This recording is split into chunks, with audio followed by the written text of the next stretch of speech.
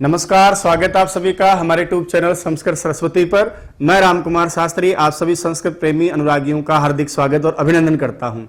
प्यारे साथियों, हम जो कुछ भी यूट्यूब चैनल के माध्यम से पढ़ रहे हैं, बार बार आप कहते हैं कि हमें इसके नोट्स वगैरह चाहिए, ऑनलाइन व्याख्या चाहिए, टेस्ट सीरीज चाहिए।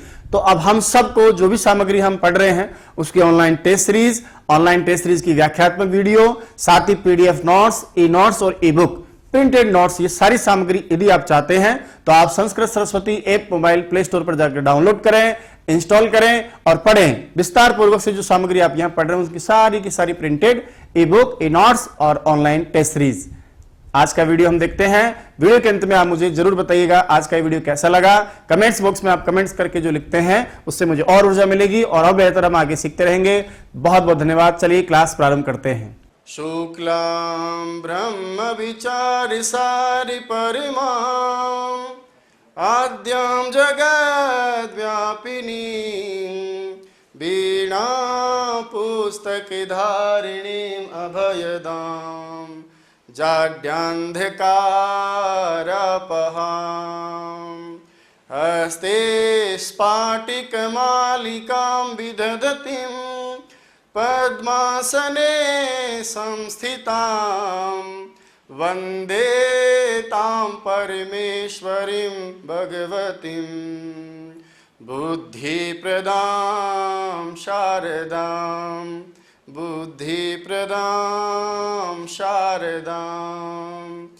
पिछली क्लास में हम बात कर रहे थे स्वर संधि के बारे में। मैंने कहा था कि संधि में जैसा हम काम करेंगे वैसा ही संधि का नाम हो जाएगा। मैंने आपसे कहा कि साहब हम यण संधि पढ़ने वाले हैं, इसका मतलब हम यण कार्य करने वाले हैं। मैंने कहा कि अयादि संधि पढ़ने वाले हैं, इसका मतलब अयादि काम करने वाले हैं। मैंने कहा कि सवर्ण दीर्घ करेंगे, इसका मतलब कुछ समान वर्ण जो उसी के परिवार में दीर्घ वाला होगा उसको हम बुला लेंगे। तो संधि कार्य की विशेष बात, जैसा हम काम करते हैं वैसा ही संधि का नाम हो जाता है।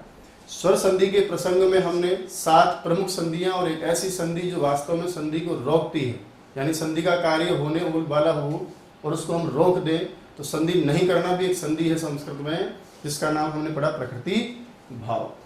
स्वर संधि की परिभाषा याद कीजिए, मैंने आपको बताया था जब हम स्वर वर्ण के स्थान पर कोई संधि कार्य करें, यानी 2 स्वरों को मिलाकर एक स्वर बनाएं या किसी एक स्वर के स्थान पर कोई दूसरा स्वर बुलाएं, कभी कभी हम स्वर का लोप करें और कोई अन्य कार्य जिस स्वर में करते हो तो संधि का नाम क्या पढ़े हम स्वर। सेम उसी तरह से यदि मैं आपसे कहूं कि अब मैं किसी न किसी हल को संधि कार्य करने जा रहा हूं तो निश्चित रूप से फिर बताइए संधि का नाम ही क्या हो जाएगा, हल संधि। और याद कीजिए शुरुआती प्रसंग में हम चर्चा कर रहे थे, तब मैंने आपके सामने रखा था कि हल का ही दूसरा नाम क्या होता है, व्यंजन। इसलिए इसका दूसरा नाम हम क्या कहेंगे, व्यंजन संधि कहेंगे। और एक बार वही सदाबहार लाइन कि जैसा काम वैसा संधि का नाम। आपने नाम क्या रखा है, इसका हल संधि रखा है ना, व्यंजन संधि रखा है ना।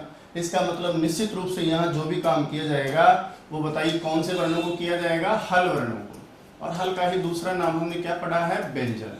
तो संधि की परिभाषा या हल संधि की परिभाषा हो जाएगी कि हल या व्यंजन वर्ण को संधि कार्य करना, हल या व्यंजन वर्ण को संधि कार्य करना हल संधि कहलाता है।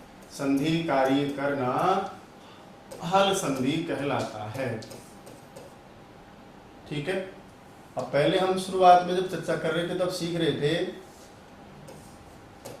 रहे थे कि साहब जैसे ही संधि कार्य हम करते हैं तो 2 वर्णों का मेल मात्र संधि नहीं होता, उसी प्रकार से यहाँ पर भी केवल 2 व्यंजन वर्णों का मेल मात्र संधि नहीं होगा। हल संधि की कुछ खास बातें और होती हैं। स्वर संधि के प्रसंग में आपको दोनों तरफ, केवल एक जगह आपने देखा होगा, केवल एक जगह ऐसा नहीं हुआ, बाकी दोनों तरफ आपको आगे भी स्वर और पीछे भी आपको स्वर मिलता है। लेकिन व्यंजन संधि के प्रसंग में ऐसा नहीं है। व्यंजन संधि के प्रसंग में आपको अलग अलग स्थितियां मिलेंगी और ऐसी आपको लगभग 3 स्थितियां सीखनी है या देखनी है। 3 स्थितियां कौन कौन सी बनेगी वहां। पहली स्थिति की यदि मैं बात करूं तो आपकी पहली स्थिति में आप देखेंगे कि दोनों तरफ हो सकता है कि व्यंजन संधि के प्रसंग में आगे कोई आपका हल वर्ण हो और पीछे भी कोई आपका हल वर्ण हो, यानी दोनों तरफ कभी कभी आपको व्यंजन वर्ण ही दिखाई देंगे। हाँ, संधि कार्य करते समय ये जरूर 100% अनिवार्यता है कि जो भी हम कार्य करेंगे या जो भी वर्ण विकार आदि कार्य करेंगे वो निश्चित रूप से बताइए किसको होगा, हल को। अब वो कैसे कैसे होता है, कभी तो आपको आगे हल पीछे भी हल मिलेगा, कभी कभी स्थिति बदल जाएगी, आप देखेंगे आगे हल लेकिन पीछे हल नहीं मिलेगा बल्कि आपको कोई ना कोई स्वर वर्ण मिलेगा। कभी कभी हम इसका भी विपरीत देखेंगे, आगे अच मिलेगा और कभी कभी आपको पीछे हल वर्ण मिलेगा। तो संधि की परिभाषा के नियम अनुसार हम संधि कार्य तो सिर्फ किसको करने वाले, हल को, लेकिन स्थितियां आपकी 3 तरह से हो सकती हैं। दोनों तरफ हल वर्ण हो सकता है, आगे हल पीछे अच वर्ण हो सकता है, आगे अच या पीछे हल वर्ण हो सकता है, लेकिन जो भी काम किया जाएगा 100% बताइए वो किसको किया जाएगा, हल वर्ण को। उदाहरण के लिए जैसे याद कीजिए, जब हम हल संधि के प्रसंग में पढ़ते हैं एक जस्तु संधि का उदाहरण, जैसे वाक, वाणी, दानम, देने का भाव। जो वाक का दान है उसे हम क्या कहेंगे, वाक दान कहेंगे। वाणी का दान, सरस्वती शारदे का दान, जो कभी घटता नहीं है, बढ़ता ही रहता है। तो वाक प्लस दानम में आप देख रहे होंगे आगे जो कवर्ण है वो भी क्या है, व्यंजन है, और दानम का जो परवर्ण आपका देख रहे होंगे आप, वो भी क्या है, व्यंजन वर्ण है। और दोनों व्यंजन वर्ण होने पर आगे वाले क के स्थान पर यहाँ संधि कार्य करते समय जस्तु संधि के प्रसंग में हम चर्चा करेंगे कि जब किसी वर्ण के बाद, किसी व्यंजन वर्ण के बाद किसी भी वर्ग का तीसरा, चौथा, पांचवा अक्षर हो तो आगे वाले को तीसरा होता है। अब बताइए वाक प्लस दानम में जब हम संधि कार्य करेंगे तो क के स्थान पर क्या विकार दिखाई दिया आपको, ग। तो काम तो हमने व्यंजन को ही किया है, लेकिन स्थितियां हमारे पास में यूं है कि दोनों तरफ देखिएगा हल वर्ण दिखाई दे रहा होगा आपको, दोनों तरफ व्यंजन वर्ण दिखाई दे रहा है आपको। और देखिए इसी उदाहरण को मैं दूसरे रूप में लूं, जैसे वाक प्लस ईशः, वाक प्लस ईशः। आगे बताइए साहब पूर्व वर्ण में क्या दिख रहा है आपको, क। और बताइए क क्या है, स्वर है कि व्यंजन है, हम कहेंगे साहब ये तो व्यंजन वर्ण है। और उसके बाद में परवर्ण है हमारा ई, और ये क्या है, एक स्वर वर्ण है। अब आगे है व्यंजन, पीछे है स्वर, लेकिन कार्य हमेशा किसको किया जाएगा, व्यंजन को। और जस्तु संधि के प्रसंग में स्वर पर में हो तो भी जस्तु संधि होती है, वही हमारे पास क के स्थान पर हो जाएगा ग, आगे दीर्घ स्वर मिलेगा ई, और आपका शब्द बन जाता है वाणी का जो ईश है, वाक का जो ईश है वो वागेश कहलाता है। तीसरी जो स्थिति है वो एकदम विपरीत है, वहां पर आप क्या देखेंगे, आगे आपको स्वर मिलेगा यानी अच मिलेगा और पीछे कोई हल वर्ण मिलेगा। जैसे उदाहरण के लिए हम जब चर्चा करते हैं, हम आगे पढ़ेंगे सीखेंगे, जैसे आप संधि का क्या करते हो, विच्छेद करते हो ना, वी प्लस छेदः, वी प्लस छेदः। अब बताइए वी में आप क्या देख रहे हैं, व के बाद में स्वर कौन सा है आपका, ई। छेद में आप देख रहे होंगे परवर्ण के रूप में, यहाँ परवर्ण कौन है आपका, छ, ये एक व्यंजन वर्ण है, ये आपका एक स्वर वर्ण है। और यहाँ पे बताइए व्यंजन संधि का कार्य होगा, बीच में एक वर्ण या एक आगम हो जाता है, उस आगम का नाम होता है तुक आगम, जो आपका छ को होता है, और तुक आगम के जो शेष जो रहता है उसका नाम तवर्ण। इसी त को आगे च आदि कार्य, स्थित्व आदि कार्य होकर के आपका अंतिम जो संधि रूप बनता है वो बनता है वी, तुक आगम का छ, और पीछे क्या बचेगा, छेदः। और आपने देखा होगा जब जब भी हम वी प्लस छेदः, परि प्लस छेदः, अनु प्लस छेदः, शिव प्लस छाया, तरु प्लस छाया, ऐसे जितने भी शब्द हम पढ़ते हैं तो जैसे अलग रखते हैं तब तो हमको च दिखाई नहीं देता, जैसे हम इनको जोड़ते हैं बीच में च आके बैठ जाता है। तो इस प्रकार से आगे स्वर और पीछे व्यंजन रहे, आगे अच और पीछे हल वर्ण रहे तो भी संधि कार्य व्यंजन में होता है, लेकिन वो जो कार्य होगा वो हमेशा व्यंजन या व्यंजन रूप में होता है। तो अब हल संधि की परिभाषा थोड़ी अलग हो गई ना, क्या कहेंगे हम कि एक तरफ निश्चित रूप से आपको हल वर्ण मिलेगा, और हल वर्ण को संधि कार्य करना क्या कहलाता है, हल संधि का कार्य कहलाता है। पूछे आपसे कि कितने प्रकार से वर्णों की स्थिति आपको हल संधि में देखने को मिलती है, तो हम कहेंगे सब 3 स्थितियां बनती हैं। दोनों तरफ हल वर्ण भी हो सकता है, एक तरफ हल और एक तरफ अच वर्ण भी हो सकता है, वो आपका पूर्व में हल या पर में अच हो, या फिर पूर्व में अच या पर में हल हो। लेकिन संधि कार्य जो किया जाएगा वो हमेशा बताओ कौन से वर्ण को किया जाएगा, हल वर्ण यानी व्यंजन वर्ण को किया जाएगा। दूसरी बात, जैसे आपने पढ़ा था कि स्वर को कोई भी कार्य हम करते हैं तो वो स्वर संधि है, और स्वर को जैसे जैसे आप काम करते जाएंगे, कभी कभी आप उनको यण बना देंगे। आपने आगे क्या पढ़ा, यण संधि पढ़ा। कभी कभी आपने उनको अयादि किया, अयादि संधि आपने पढ़ ली। कभी कभी पूर्व का ही वर्ण आपने दोनों के स्थान पर आदेश किया, पूर्व रूप आपने कह दिया। कभी कभी आपने पर का ही वर्ण काम किया तो उसका नाम पर रूप कह दिया। कहने का मतलब यह है कि जैसे आपने स्वर को अलग अलग विधाओं में कार्य किए, अलग अलग प्रकार से आपने उनमें विकार किए, अलग अलग प्रकार से उनमें एक आदेश या जो है अन्य आदेश किए, वैसे वैसे स्वर संधि के और उपभेद होते गए। उसी के समान, उसी स्वर संधि के समान जैसे जैसे आप हल वर्ण को कोई काम करते जाएंगे, मान लीजिए उस हल वर्ण को कभी कभी आप चर आदेश करेंगे, कभी कभी आप तीसरा जो वर्ण होता है आप उसका नाम होता है जस, वो जस आदेश करेंगे। कभी कभी आप पांचों वर्ण बनाएंगे जिसको हम मुख और नासिका दोनों से उच्चरित होने के कारण क्या कहते हैं, अनुनासिक वर्ण कहते हैं। कभी कभी आप देखेंगे उस वर्ण के स्थान पर अनुस्वार हो जाएगा। तो जैसे जैसे आप व्यंजन को कोई कार्य करते रहेंगे, करते जाएंगे, वैसे वैसे ही संधि का नाम होता जाएगा। तो हल वर्ण को कैसे कैसे कार्य करेंगे, चर, संधि का नाम हो जाएगा चर्त्व। जस कार्य करोगे संधि का नाम हो जाएगा जस्त्व। अनुनासिक काम करोगे संधि का नाम ही अनुनासिक। अनुस्वार बनाओगे तो संधि का नाम ही क्या हो जाएगा भाई, अनुस्वार संधि हो जाएगा। कभी पूर्व के समान बनाओगे तो पूर्व सवर्ण हो जाएगा, कभी पर के समान बनाओगे पर सवर्ण हो जाएगा। तो जैसा काम वैसा संधि का नाम हो जाता है। अब देखिए, हम केवल सीखने की दृष्टि से, केवल एक दूसरे तक संधि की बात पहुंचाने की दृष्टि से, ये मैं सामान्य भेद नहीं पढ़ा रहा आपको, ये केवल एक चर्चा है जो आपके और मेरे बीच में है सीखने और समझने के लिए। मैं इन कार्यों के आधार पर, व्यंजन संधि में जो जो भी व्यवस्थाएं दी गई उन सारी चीज़ों के आधार पर एक परिवार के रूप में 3 भागों में इसको मैं बांट सकता हूँ। यानी मैं आपको सिखाना चाहूँ कि हल संधि में कौन कौन से कार्य कैसे कैसे किए जाते हैं। यदि इस आधार पर मैं आपको थोड़ा हल संधि के बारे में समझूं और हल संधि की कुछ विशेषताओं के आधार पर इसको मैं 3 परिवारों में बांटना चाहूँ, तो वो 3 परिवार कौन कौन से होंगे। कभी कभार हम देखेंगे कि हल संधि का कार्य योग मात्र में हो जाता है, यानी कुछ ऐसे वर्ण हैं जो आगे हों चाहे पीछे हों, यदि उनकी स्थिति दोनों तरफ बैठ के दोनों साथ साथ आ गए तो निश्चित रूप से वो संधि कार्य हो जाता है। इसे कहा जाता है योग विशिष्ट संधि या योग मात्र में होने वाली संधि। और दोस्तों, योग का मतलब होता है वर्ण चाहे आगे हो चाहे पीछे हो, दोनों ही स्थितियों में, यदि पूर्व का वर्ण पर में हो, पर का वर्ण पूर्व में हो, दोनों ही स्थितियों में यदि वर्ण साथ साथ मिल जाएं तो संधि कार्य हो जाता है। अभी बात करूं आगे और मैं, एक तो आपका योग विशिष्ट संधि, दूसरा जो संधि का प्रारूप आपको सीखने को मिलता है या देखने को मिलता है उसका नाम है विकार या आदेश की संधि। मैंने आपसे कहा था कि आदेश में एक वर्ण जाता है, दूसरा वर्ण आ जाता है, या 2 वर्णों के स्थान पर एक वर्ण आ जाता है। लेकिन 2 वर्णों के स्थान पर एक वर्ण की जो स्थिति है वो केवल स्वर संधि में बनती है। हल संधि में क्या होगा, एक वर्ण के स्थान पर कोई दूसरा हल वर्ण आता है, इसलिए आदेश या विकार रूप में आप इसको कह सकते हैं। तो विकार आदेश रूप संधि जो है आपकी वो इसमें आ जाती है, यानी इसमें एक वर्ण के स्थान पर कोई दूसरा वर्ण करना होता है।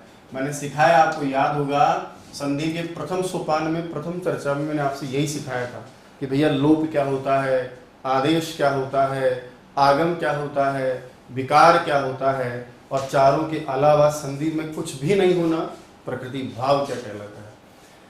तीसरा जो काम आप करेंगे वो शास्त्र में उसका नाम है आगम, यानी कुछ स्थानों पर निश्चित रूप से कुछ वर्णों का आगमन हो जाता है, 2 वर्णों के मध्य एक नया वर्ण आ जाता है, तो उन संधि के प्रसंगों का नाम आगम संधि है। मैं ये आपसे ये कहना चाह रहा हूँ कि हर संधि के प्रसंग में 3 प्रकार से संधि कार्य होता है। कभी कभी तो 2 वर्ण आगे पीछे जैसे भी रहे, योग मात्र में संधियाँ होती हैं। कभी कभी वर्णों की व्यवस्था रहेगी, ये आगे हो ये पीछे हो, तो इन वर्णों के स्थान पर ऐसे ऐसे वर्ण हो जाता है, जहाँ एक वर्ण जाना और दूसरे का आना वो आदेश या विकार है। तीसरा जो है कि कोई नहीं जाएगा भाई साहब, हालांकि व्यवस्था जरूर रहेगी कि ये आगे हो, ये पर में हो, ये पूर्व में हो, और दोनों वर्णों के स्थान पर कोई नया वर्ण आ जाएगा, आकर के अपनी स्थिति ले लेगा, बैठ जाएगा, उसका नाम आगम संधियां हैं। दोबारा देखिए, योग विशिष्ट संधि की बात करूं है क्या, यही कर लेते हैं ताकि आगे सुविधा हो जाएगी हमको कि योग से तात्पर्य क्या है।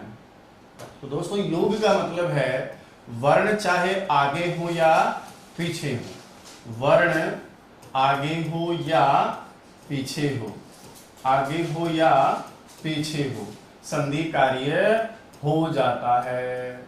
जैसे उदाहरण के लिए मैं आपसे कहूं गणित की भाषा में कि काम करो भाई 2 और 2, इन दोनों का क्या करें आप, योग करें। और आपने कहा जी कितने हो गए सर, बोले 4 हो गए। फिर मैंने कहा एक काम करते हैं, छोटे वाले 2 को पीछे ले जाते हैं हम, और जो बड़ा दिख रहा है ना आपको आकृति में, उसको हम क्या करते हैं, आगे ले जाते हैं। अब की बार मैंने इस 2 को आगे लिया, पीछे छोटे वाले 2 को रखा, और अब देखो कितने हो गए, 6 हो गए ना भाई साहब। नहीं होते क्या 6? क्यों नहीं होते 6? क्योंकि इन दोनों का योग करने की दशा में ये 2 पूर्व में रहे, ये पर में रहे, चाहे ये पूर्व में रहे, ये पर में रहे, 2 और 2 योग का मतलब है दोनों की स्थितियां कहीं भी रहे, आपका जो योग होगा वो तो कितना हो जाएगा, वैसा 4 ही होगा।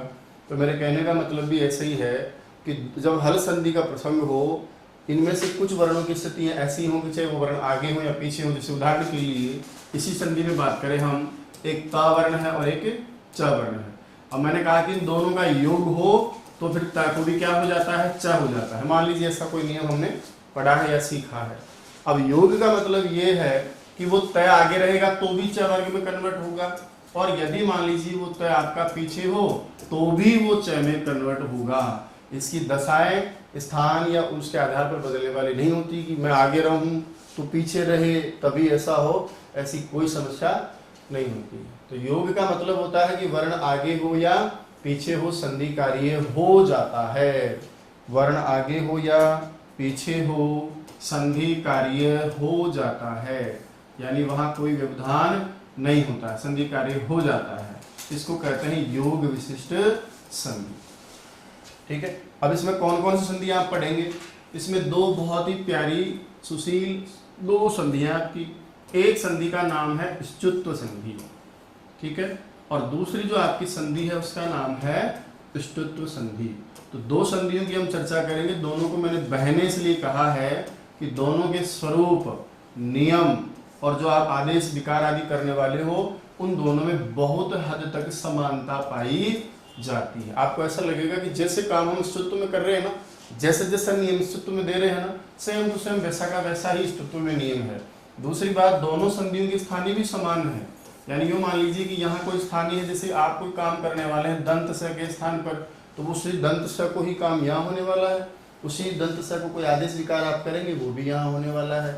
उसको मान लीजिए कभी कभी आप उसको तालव्य श बना देंगे, कभी कभी कुछ कंडीशंस होंगी, कुछ दशाएं ऐसी बनेंगी, मूर्धन्य शकार बना देंगे। तो करेंगे किसको? वो आपका स्तुत्व में भी समान होता है, स्तुत्व में भी समान होता है। इसलिए दोनों के स्वरूप है, दोनों के जो प्रकार हैं उस आधार पर इन दोनों को हमने बहने कहा है, ताकि परीक्षा की दृष्टि से जब हम याद करें, जब हम शिक्षण के समय इसको पढ़ें, तो दोनों के दोनों एक रूप से आपको दिखाई देंगी, सीखने में भी आसानी रहेगी और पढ़ने पढ़ाने में भी आसानी रहेगी। उसके बाद दूसरा जो मैंने आपके सामने लिखा उसका नाम है आदेश या विकार हो जाना। तो आदेश और विकार क्या है, याद कीजिए। संधि के प्रारंभिक जो भूमिका हम बांधे थे, प्रारंभिक जो पृष्ठभूमि हम सबसे पहले जो हम चर्चा कर रहे थे, उसमें मैंने आपको लिखा था कि एक वर्ण के स्थान पर किसी दूसरे वर्ण का आ जाना हो, यानी एक वर्ण के स्थान पर कोई सा भी एक वर्ण हो, एक वर्ण के स्थान पर दूसरा वर्ण होना, पर दूसरा अन्य कोई वर्ण हो जाना, दूसरा अन्य वर्ण होना, यानी एक वर्ण कोई सा भी होगा वो चला जाएगा और उसके स्थान पर कोई दूसरा वर्ण हो जाएगा। चलिए साहब, ये कैसे कैसे कौन कौन सी संधि में होता है और कैसे कैसे होता है वो भी समझिएगा। जैसे उदाहरण के लिए मैंने आपसे कहा कि मान लीजिए तय जाएगा, तय की जगह कभी द आएगा, कभी कभी द वर्ण है वो चला जाएगा और उसकी जगह तय आ जाएगा। उसी प्रकार कभी कभी आप देखेंगे कह रहेगा चला जाएगा, इसकी जगह न्याय आ जाएगा। तो एक वर्ण के स्थान पर किसी दूसरे वर्ण का हो जाना यही आदेश कहलाता है और यही विकार कहलाता है। क्योंकि जैसे एक वर्ण जाएगा दूसरा आएगा तो विकार हो जाएगा। मान लीजिए मेरे सामने किसी कुर्सी पर कोई बैठे हो भाई साहब, मैंने जैसे ब्लैक बोर्ड पर पढ़ाना स्टार्ट किया वो चले गए, उनकी जगह दूसरा आ गया। फिर मैंने जैसे उनको देखा, अरे भाई साहब आपका तो थोपड़ा ही चेंज हो गया, ये चमत्कार कैसे हुआ? तो ये चमत्कार दोस्तों विकार से होता है, आदेश से होता है। एक के चले जाने पर किसी दूसरे वर्ण का आ जाना ये आदेश और विकार में आता है। ऐसी कौन कौन सी संधियां हैं जिसमें हम आदेश और विकार करेंगे भाई? चलिए तो चर्चा करते हैं हम उन संधियों की। पहला वर्ण यदि आप आदेश कर रहे हो किसी भी व्यंजन वर्ण के स्थान पर, यदि आप पहला वर्ण आदेश कर रहे हो, पहले का मतलब चाहे कोई सा भी हो, हम उसमें से पहले अक्षर में क बना दें या च बना दें, ट बना दें, त बना दें या प बना दें, तो पहला वर्ण आदेश करना वास्तव में कौन सी संधि है? चर्त संधि। यदि मैं कहूं कि नहीं तीसरा वर्ण आदेश किया जाता हो तो फिर संधि का नाम हो जाएगा जस्त संधि, क्योंकि पहले सारे के सारे जो वर्ण है वो कौन से प्रत्याहार में आते हैं? चर में, चटताऊ कपया सससर। और तीसरे वर्ण सारे के सारे कौन से प्रत्याहार में आते हैं? जस में। देख लो भले प्रत्याहार पढ़े हो ना, जैसे स्टार्ट करेंगे तालव्य तक चलेंगे हम। तो स्टार्ट करेंगे तो ज ब ग ड द श हो गया ना, ये देखिए सब तीसरे सारे के सारे वर्ण इसमें आ जाते हैं। इसी प्रकार से कभी कभी आप पांचवा वर्ण आदेश करोगे, संधि का नाम हो जाएगा अनुनासिक संधि। संधि का नाम हो जाएगा अनुनासिक संधि। कभी कभी आप देखेंगे म और न के स्थान पर क्या हो जाता है? अनुस्वार हो जाता है, तो संधि का नाम हो जाएगा अनुस्वार संधि। कभी कभी हम अनुस्वार का भी परसवर्ण करते हैं, और भी परसवर्ण होता है अलग अलग वर्णों का, एक संधि का नाम होता है परसवर्ण। पढ़ेंगे हम क्या होता है ये। उसी प्रकार से एक संधि होती है आपकी, उसका नाम होता है पूर्व सवर्ण। और इसके अलावा भी कभी कभी हम तालव्य श को क्या बनाएंगे? हम छ, तो संधि का नाम ही क्या हो जाएगा? छत्व। और इसी में जो आपका ये कार्यक्रम आप करते हो और परसवर्ण आदि कार्यों में तो कहीं कहीं ल, हालांकि इसी का भाग है, और मैं संस्कार के लिए लिख देना चाहता हूँ, तो उसका नाम हो जाएगा लत्व परसवर्ण। तो इनमें एक ने कोई सा भी वर्ण चला जाता है, उसके स्थान पर कोई दूसरा वर्ण आ जाता है, इसलिए इन सारी संधियों को हम विकार संधियां, आदेश करने वाली संधियां भी कहते हैं। तो इस प्रसंग में हम इन सब की चर्चा करेंगे। अब इसके बाद में देखिए साहब, एक और प्रोग्राम है, मैंने आपसे कहा कि आगम और संधि का रूप दिखाई देता है। बोले आगम संधि का रूप क्या है? तो आगम का सीधा समझिए आप आना है ना। बोला दो वर्णों के मध्य, सीधा बोल रहा हूँ थोड़ा मैं, दो वर्णों के मध्य सीखने के लिए भाई, ताकि हम सीख सकें। तो दो वर्णों के मध्य किसी नए वर्ण का आ जाना, किसी नए वर्ण का आना, नए वर्ण का आना आ जाना। तो भाई साहब ये जो आना है, किसी नए वर्ण की उपस्थिति हो जाना है, इसको हम क्या कहते हैं? आगम कहते हैं ना। लोक व्यवहार में भी आगम होते रहते हैं। मान लीजिए शादी के साल, 2 साल, 3 साल बाद में किसी बच्चे का क्या होता है, उसको आगम ही तो बोलते हैं, तो वो भी क्या है? आगम है। तो दो वर्णों के मध्य इसी प्रकार शास्त्र में जब कोई नया वर्ण आ जाता है तो उसको भी हम क्या कहते हैं? आगम। अब वैसे तो संस्कृत व्याकरण में कई सारे आगम हैं, हिंदी व्याकरण में भी कई सारे आगम हैं, और हमारी जिस स्तर पर हम अभी तैयारी कर रहे हैं उस स्तर पर हमें आगम परीक्षा के लिए नहीं पूछ रहा हो। फिर भी मैं चाहता हूं कि कुछ ऐसे शब्द हैं, व्यावहारिक शब्द हैं, जो आप यदा कदा संस्कृत का पेपर पढ़ेंगे, संस्कृत भाषा शिक्षण को जब आप पेपर में देखेंगे तो वहां पर कुछ शब्द ऐसे अनायास मिलेंगे। जैसे एक तो आपको मिलेगा ही मिलेगा विच्छेद शब्द। क्यों मिलेगा? क्योंकि परीक्षा में संधि आती है, और संधि आएगी तो वो आपसे पूछेगा कि इस पद का संधि विच्छेद करो। उस विच्छेद शब्द में भी एक संधि है। तो कई बार क्या होता है कि वो अपने पाठ्यक्रम के आसपास कुछ ऐसी चीजें हमसे जानना चाहता है, पढ़ना चाहता है, सीखना हमसे पूछना चाहता है कि देखिए ये व्यक्ति रोजाना इस शब्द को पढ़ रहा है, जब जब इसने संधि पढ़ी होगी तब तब ये बार बार विच्छेद शब्द को पढ़ा होगा, तो देखिए इसका ध्यान इस विच्छेद में पाए जाने वाले च पर भी गया है क्या, कि भाई वी और छेद में जोड़ने पर च कहाँ से आ गया। फिर हम परीक्षा में पूछ ले, फिर हम कहेंगे साहब हमारे पाठ्यक्रम में तो जो ये था ही नहीं, हमें तो ये कहा ही नहीं पढ़ने के लिए। तो दोस्तों कुछ चीज़ें ऐसी होती है जिनको डायरेक्ट वो पढ़ने के लिए नहीं कहता, लेकिन फिर भी परीक्षा में टारगेट कर लेता है। तो वो जो विशेष आपका आगम है उसको तो मैं जरूर आपको पढ़ाऊंगा, उसका नाम है तुक आगम। अच्छा, अभी पिछली सीटेट जो एग्जाम हुआ था उसमें लक्ष्मी छाया ऐसा उदाहरण भी आपको याद हो, पूछा था उसने, तो तुक आगम का ही था। आगे बढ़ते हैं। तो क्या है आगम में? दो वर्णों के मध्य किसी नए वर्ण का आ जाना आगम कहलाता है। जैसे उदाहरण के लिए मैं बता भी रहा था अभी शुरुआत में आपको कि वी प्लस छेदा में जब हम संधि कार्य करते हैं, दोनों को हम जोड़ते हैं ई और छ वर्ण को, तो वहां पर बीच में तुक का आगम होता है, वो तुक च में कन्वर्ट हो जाता है। कैसे होता है वो तो आगे हम चर्चा करेंगे। इसी प्रकार परि प्लस छेद हो, शिव प्लस छाया हो, ऐसे जितने भी शब्द हैं उनको जैसे ही हम संधि कार्य उनमें करते हैं तो बीच में तुक आगम आकर बैठ जाता है। तो ये आगम कहाँ कहाँ और कौन कौन से विशेष आगम हैं, तो संस्कृत व्याकरण में कई सारे आगम, बता रहा था आपको, कई सारे आगम हैं। जैसे जो धुट है, एक ये भी आगम होता है, और धुट में क्या बचता है, धा। इसी प्रकार से नुट भी एक आगम होता है, और नुट में क्या बचता है, न। हालांकि संधि कार्यों के समय नुट नहीं होता। उसी प्रकार से एक आगम होता है आपका कुक, और उसमें क्या बचता है, क। इसी प्रकार से खूब सारे आगम हैं, जैसे मूट, और मूट में बताइए नुट भी होता है आगम बिल्कुल, तो नुमुट उसमें हो जाएगा आपका न बचता है। इसी प्रकार से णुट, अणा बचता है। और जो मैं विशेष आपको सिखाना चाहता हूँ वो आगम है आपका तुक, है ना, और तुक में बचता है त, और इसी त को किसी प्रक्रिया से आगे संधि कार्य होने से उसके स्थान पर क्या हो जाएगा, च हो जाएगा, है ना। वो सीखेंगे हम कैसे हो जाता है। तो यहाँ जो विशेष हमारे पढ़ाई शिक्षण के लिए रहेगा हमारी क्लास में, जिसको हम टारगेट करेंगे, वो आपका तुक आगम है।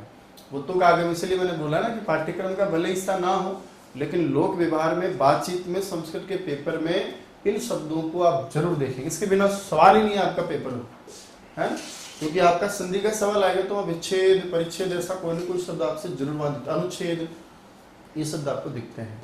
तो दोस्तों, व्यंजन संधि से तात्पर्य है किसी भी व्यंजन वर्ण को संधि कार्य करना। अब ये जो मैंने परिवार बांटा है, तो इस परिवार से आप समझ गए होंगे इसका मतलब। व्यंजन में जो प्रमुख संधियां हैं, हल में जो प्रमुख संधियां, वो आपकी इष्टत्व संधि है, इष्टत्व संधि है, चरत्व संधि है ना, जस्तु संधि है, अनुनासिक संधि है, अनुस्वार संधि है, अनुस्वार में भी अनुस्वार प्रसवण होता है, परसवण संधि है, पूर्व सवर्ण संधि है, छत्व संधि है। और ये परसवण संधि अपने आप में दो संधियों को ली होती है, अनुस्वार का भी परसवण होता है और लत्व भी परसवण ही होता है।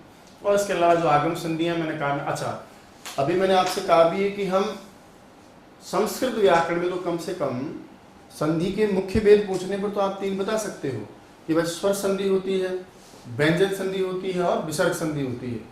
लेकिन इसके बाद में संधि के उपभेद आपसे पूछ ले कि बताइए संस्कृत व्याकरण में कितने संधि के, स्वर संधि के कितने भेद हैं, फिर आप वहां जाकर के फिक्स नहीं कर सकते। हाँ, ये अलग बात है, छोटे बच्चों को जब हम पढ़ाते हैं तो कह देते बेटा 7 संधियां हैं। जब बच्चा बड़ा हो जाता है, जब वो 6ठी क्लास, 7वीं क्लास, 8वीं क्लास, 9वीं क्लास में पढ़ता है, तो फिर उसको हम कह देते हैं कि एक प्रकृति भाव की संधि है। फिर उससे आगे आप और चलोगे तो न जाने कितने अनगिनत रूप आपको संधि के दिखाई देंगे। व्यंजन संधि में भी ऐसा ही है। आप चलो ये तो फिक्स है, मान लिया हमने कि ये कर लिया, लेकिन इसके अलावा कितने सारे आगम, आप दुनिया भर के आगम आप पढ़ते हैं। जैसे जैसे आप इनको देखते जाओगे, विकार संधियों में देखते जाएंगे, संधि के विभाजनों को और आगे हम बढ़ते जाते हैं, तो कई सारे संधियों के रूप आपको जुवा मूल्य पद्मानी कार्य यहाँ होते हैं, बहुत सारे आगम यहाँ होते हैं। इसलिए संस्कृत व्याकरण में ये सवाल ना तो कभी पूछा गया, ना पूछने की संभावना रहती है कि बताइए स्वर संधि के कितने भेद हैं, बताइए व्यंजन संधि के कितने भेद हैं, बताइए विसर्ग संधि के कितने भेद हैं, क्योंकि फिक्स नहीं है। हम चाहें तो उनको थोड़ा कम भी कर सकते हैं पढ़ाने के हिसाब से, शिक्षण के हिसाब से, और चाहें तो हम शिक्षण के हिसाब से उनको बढ़ा भी सकते हैं। चलिए, बात कर रहे थे हम संधि, उसका नाम था हल संधि। हल का ही दूसरा नाम दोस्तों व्यंजन होता है, इसलिए इसका दूसरा नाम हम व्यंजन संधि भी कहते हैं। परिभाषा की बात करें तो हल या व्यंजन वर्ण को संधि कार्य करना व्यंजन संधि कहलाता है। कहलाता है इसलिए बोला कि संधि शब्द में पुल्लिंग होता है, इसलिए हम चाहे तो कहलाती है। हिंदी व्यवहार स्त्रीलिंग में होता है। मैं कहूँ कि हम हल या व्यंजन संधि में कितने प्रकार से व्यवस्थाएं देखेंगे, तो 3 प्रकार से देखेंगे। दोनों तरफ भी हल हो सकता है, आगे हल और बाद में अच हो सकता है, और आगे अस या पीछे हल हो सकता है। दोनों हल, जैसे वाक प्लस दानम में वागदानम आप पढ़ते हैं, ये कौन सी संधि का प्रसंग था, जस्त संधि का प्रसंग है। इसी प्रकार से यहाँ पर भी आप देखेंगे आगे हल पीछे अस्ता वागीश आपने बनाया, ये भी आपका जस्त संधि का प्रसंग है। इसी प्रकार से वी प्लस छेदा, यहाँ पर भी आपने देखा है आगे स्वर था, पीछे आपका व्यंजन वर्ण था, लेकिन यहाँ पर भी आपने व्यंजन को ही टारगेट करके आगम किया, तो ये आपके आगम संधि का कार्य है। तो मेरे कहने का मतलब है कि 3 स्थितियां आपकी संधि में बनती हैं। उसके बाद हमने क्या पढ़ा, सारी संधियों के नाम भी हमने सीखे, लेकिन थोड़ा व्यवस्था के हिसाब से बांट करके कि कुछ संधियां वर्णों के योग चाहे आगे हों चाहे पीछे हों, कैसे भी हो, दोनों साथ साथ दिखनी चाहिए। ऐसी स्थिति में योग विशेष संधियां हो जाती हैं। उसी प्रकार से हमने ये भी सीखा कि उसमें 2 संधियां इष्टत्व और इष्टत्व संधि आती है। इसके बाद में विकार आदेश की जो संधि है उसमें एक वर्ण के स्थान पर कोई दूसरा वर्ण आ जाता है। इसमें चरत्व, जस्तव, अनुनासिक, अनुस्वार, परसवर्ण, पूर्वसवर्ण, छत्व और लत्व आती हैं। और आगम संधियों में 2 वर्णों के मध्य कोई नया वर्ण आ जाता है, इसको हम आगम संधि कहते हैं, जिसमें कई सारे नुट ऊट मुट है ना, कुक टुक धुट टुक आदि आगम हो जाते हैं। तो दोस्तों ये थी आज की क्लास, एक नए अंदाज में, एक नए विषय वस्तु के साथ, एक नए तरीके के साथ। आशा करता हूं आज का वीडियो आपको बहुत अच्छा लगा होगा। आज की क्लास आपकी प्रतियोगी परीक्षा के लिए बहुत लाभदायक रहेगी। दोस्तों ये वीडियो कैसा लगा, वास्तविक आपका अनुभव कैसा रहा, ये कमेंट्स बॉक्स में आप मुझे कमेंट करके जरूर बताएंगे। आपके कमेंट्स को पढ़ करके मैं जवाब दूंगा, और भी हम बहुत सारी अच्छी अच्छी चीजें पढ़ते रहेंगे, सीखते रहेंगे। आपके कमेंट्स से मुझे जो ऊर्जा मिलती है, यकीन मानिएगा आने वाली क्लासें और भी जोरदार होंगी, आपके लिए जो वास्तव में फायदेमंद रहेंगी। रीट और सीटेट या कोई भी सीट परीक्षा होगी उसमें हम बहुत अच्छे प्राप्त करेंगे। बने रहिएगा चैनल के साथ। जय तो संस्कृतम, जय तो भारतम।